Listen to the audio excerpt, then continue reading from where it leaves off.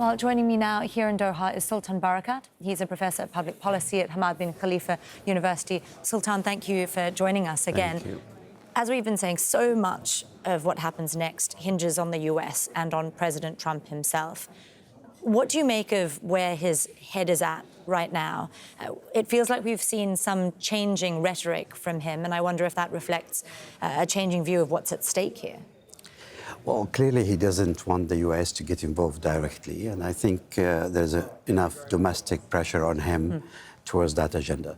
However, the hawks within the administration around him and those that are standing by Israel and sort of the deep state, if you like, of the U.S. that is definitely manipulated by Netanyahu, there's a lot of pressure from their side to get involved. So he's facing this dilemma, how far can he please both sides without looking like a weak leader.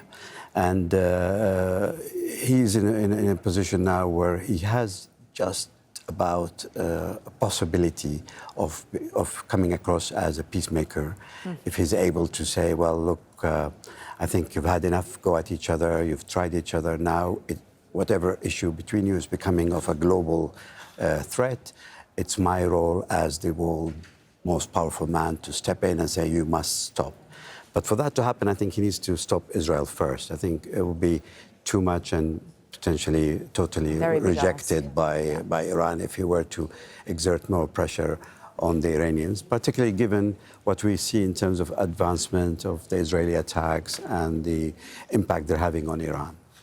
Well, he seems to think that a deal is possible, and I'm wondering about where this leaves the hands of everyone when you sit down to negotiate any kind of a deal, because Iran has presumably now seen the threat that it faces. So if you're going to sit down and negotiate any kind of a deal around your nuclear program, they now do know the threat that they face from Israel and potentially other Israeli allies. They now are presumably more convinced than ever that they need a bomb. Of course, I don't think he's referring to a deal in relation to the nuclear program. He's probably a deal just to end this. A deal for a ceasefire for now, then maybe to go back to the talks. If the Iranian regime survives in its current structure and so on, it's very unlikely that they will give up the nuclear program. In fact, they'll probably seek to get the agreement of the supreme leader to go ahead with the program, and certainly to advance all their missile programs as well. Because now they know for real that they are under threat, and they understand what the Israelis are capable to do, and what the US and other Western countries are doing in a kind of covert way in support of Israel. You said if the regime survives. What do you think the chances of regime change are in Iran right now, given what we've seen over the last few days? 3 days ago, I would have said very little, but I think the way Israel has managed to penetrate the intelligence within Iran and to plan for this operation, which would have taken minimum 6 months to allow their sleeping cells to first enter the country, set up their operation and so on. We don't know really how far they worked on laying the foundations for a regime change infrastructure across the country. And we know for sure that not the whole population is in support of the regime. And we also know that there's a lot of Iranians outside Iran who have been actively working against the government. So it's not inconceivable that there is something being planned. And we'll have to wait and see. The fact that nothing has emerged so far should not necessarily mean that nothing will come. Sultan, I also want to, while I've got you here, take a bit of a step back and look at the region more generally. There's been a lot of speculation about whether Gulf states could get pulled into all of this.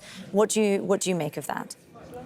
Well, I think the Gulf states are doing their best not to be pulled in. Sure. All of them came out.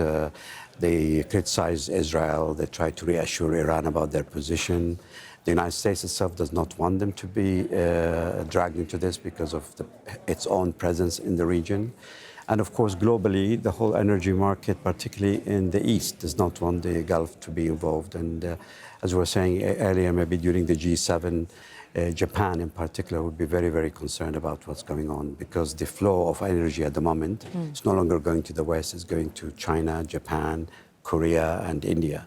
And it's not in the interest of any of those countries that there's a major interruption, including from the Iranian supplies, 90% of which goes to China. So there is a lot of global interest in stability in the region and in trying to limit the impact of this conflict. Sultan Barakat, always really great to talk to you. Thank you for joining us on the NewsHour again. Thank you.